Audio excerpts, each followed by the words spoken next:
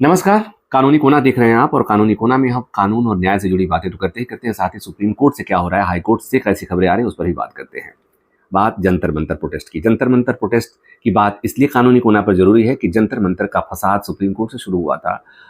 Chief justice ने cockroach शब्द का इस्तेमाल किया था, उसके बाद से कॉकरोच जनता पार्टी बनी और कॉकरोच जनता पार्टी ने प्रोटेस्ट किया और प्रोटेस्ट के बाद हंगामा हुआ। हंगामे के बाद पुलिस ने लाठीचार्ज किया और लाठीचार्ज के बाद मामला सुप्रीम कोर्ट आया। सुप्रीम कोर्ट ने लाठीचार्ज पर संज्ञान नहीं लिया। उसके बाद से सुप्रीम कोर्ट पर आरोप लगे, फिर कुछ याचिकाएं आई और सुप्रीम कोर्ट से मांग की गई कि पुलिस ज्यादती की जांच होनी चाहिए।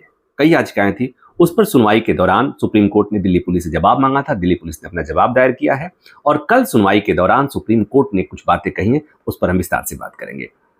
हमने बताया था कि पुलिस ने अपने ऊपर लगाए गए सभी आरोपों को खारिज कर दिया। पुलिस ने कहा हमने कोई ज्यादती नहीं की। पुलिस ने कहा जब तक मार्च शांतिपूर्ण था तब तक पुलिस ने कार्रवाई नहीं की। जब प्रदर्शनकारी उग्र हो गए उनको नियंत्रण करने के लिए पुलिस की तरफ से लाठीचार्ज किया गया, जो नियम सम्मत था।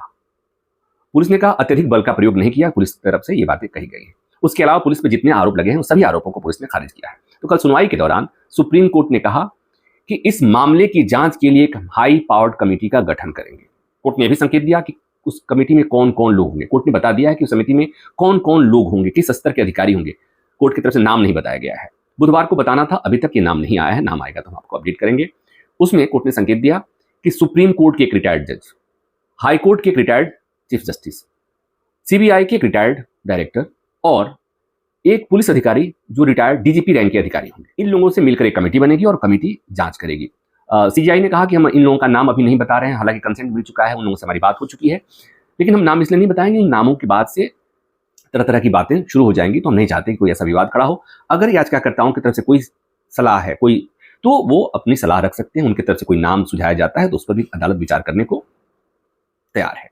हाई पावर्ड कमेटी करेगी क्या? आरोप है कि पुलिस ने ज्यादती की।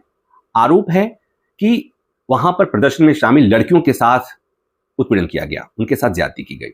जितने भी तरह के आरोप हो सकते हैं, जितने तरह के भी आरोप हैं, उन सभी आरोपों की जांच करेगी हाई पावर्ड कमेटी। जिनकी जो शिकायत है उस कमेटी से मिलेगा, अपनी शिकायत देगा और उस शिकायत पर वो कमेटी विचार करेगी और उसके बाद से कमेटी की सिफारिश पर, कमेटी के सुझाव के बाद इस मसले में सुप्रीम कोर्ट की तरफ से कार्रवाई का आदेश आएगा। तो मतलब ये कि supreme court Jantar Mantar protest के दौरान हुई पुलिस लाठीचार्ज की जांच के लिए तैयार हो गया है। हाई पावर्ड कमेटी का गठन होने जा रहा है।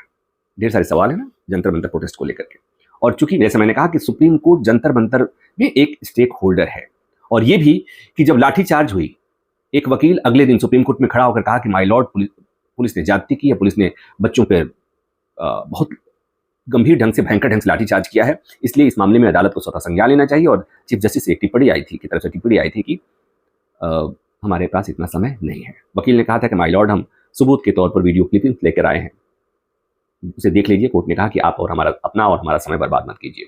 दिल्ली पुलिस ने भी कहा है कि जो सोशल मीडिया पर जंतर मंतर प्रोटेस्ट के दौरान का जो वीडियो क्लिप शेयर किया जा रहा है वो आंशिक है, वो पूरी तस्वीर उसमें नहीं है। पुलिस ने अपनी सफाई में भी कहा है कि प्रदर्शन के दौरान छात्रों से ज्यादा पुलिसकर्मी भी घायल हुए हैं। तो ये पुलिस की तरफ से बातें कही गई। हाई पावर्ड कमेटी गठित हो गई है, कमेटी जांच करेगी, उसके बाद उसके खिलाफ कार्रवाई होगी। पुलिस ने, सीजीआई ने कहा है कि जिम्मेदार लोगों को छोड़ा नहीं जाना चाहिए। अच्छी बात है, जिम्मेदार लोगों को छोड़ा नहीं जाना चाहिए। ये भी होना चाहिए कि इस तरह के प्रदर्शन के दौरान जहां पर आपके बच्चे हों, आपके युवा हों और अगर व्यवस्था से असंतुष्ट हैं तो उनके खिलाफ किस तरह का और कितना हद तक बल प्रयोग किया जाना चाहिए, ये सब पर विचार होना चाहिए इस कमेटी के द्वारा। मुझे लगता है कि टर्म ऑफ रेफरेंस में ये भी बातें आएंगी, क्योंकि कोर्ट ने कहा है कि जांच कैसे होगी, जांच किन किन विषयों पर होगी, ये याचिकाकर्ता के वकील चाहें तो ये सुझा सकते हैं। तो मेरे हिसाब से ये भी सुझाव दी जानी चाहिए कि दिया जाना चाहिए। अगर प्रोटेस्ट होता है जो किसी व्यवस्था के फेलियर के चलते हो रहा है, जैसे यहाँ पर पेपर लीक के चलते प्रोटेस्ट हो रहा था, चाहे झारखंड का प्रोटेस्ट हो, और वहां पर पुलिस वैसे ही ज्यादती करती है जैसे लगता है कि वो जो बच्चे हैं वो देश विरोधी हैं, तो वहां पर पुलिस को किस तरह का रुख अख्तियार करना चाहिए, पुलिस को किस हद तक बल प्रयोग करना चाहिए। आपने देखा कि दिल्ली में पैलेट गन का इस्तेमाल हुआ, दिल्ली में जो आंसू गैस का इस्तेमाल हुआ, कितने बच्चे घायल हुए थे। तो क्या ऐसी जगहों पर पैलेट गन का इस्तेमाल होना चाहिए क्या? ये एक बड़ा सवाल है। और पुलिस किस तरह से कितना मार सकती है, ये भी, पुलिस अगर मारे, अगर लाठीचार्ज की जरूरत पड़े भी तो किस हिस्से पर पुलिस लाठी मारे और कितना मारे। इस कमेटी का काम एक ये भी होना चाहिए इस विषय पर बात करने के लिए, इस पर चर्चा करने के लिए कि बच्चे अपने हैं, बच्चे सरकार की कमियों से अगर परेशान हैं तो उसके लिए बच्चे अगर आवाज उठा रहे हैं तो उन्हें दंडित नहीं किया जाना चाहिए।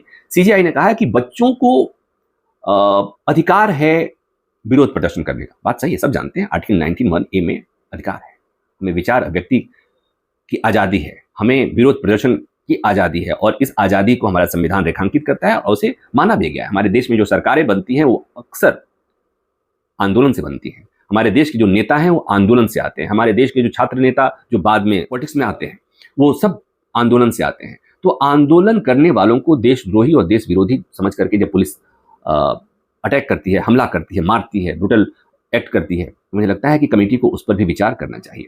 हाँ, एक चीज़ और हुई है वो ये कि कोर्ट ने संकेत दिया है कि आंदोलन के दौरान जिन बच्चों के खिलाफ कार्रवाई हुई, एफआईआर दर्ज हुई, वो एफआईआर को वापस लिया जाएगा। प्रदर्शन के दौरान दर्ज प्राथमिकी रद्द करने के संकेत भी कोर्ट ने दिए हैं।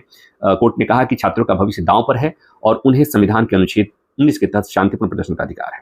कोर्ट ने हालांकि ये भी कहा कि जिन लोगों पर पहले से गंभीर अपराध के मामले हैं उन्हें उनके खिलाफ एफआईआर रद्द नहीं होगा।